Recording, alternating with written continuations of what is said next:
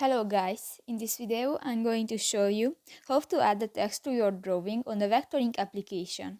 But first of all, I just want to mention, please don't forget to subscribe to our channel, because at 100,000 subscribers we are going to show you our YouTube revenue statistics and growth strategy, how to make money online.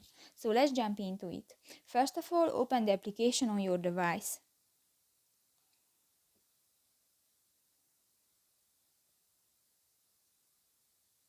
Go to the My Work section and open a project.